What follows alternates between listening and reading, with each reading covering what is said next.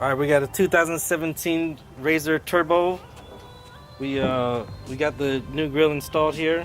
To install this grill, we first removed the hood. And I removed bolts from the top, 2 on the sides, and 2 in the front, and another set behind this plate.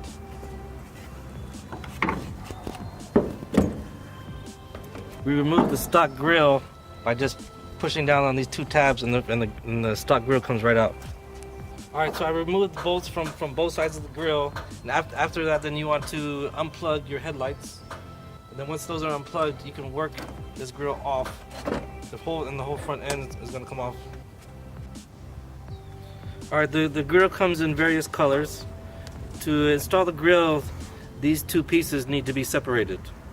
So we had to undo all these bolts, and then this installs on the back end, and the color installs on the front end, and it sandwiches into the lip inside the front end.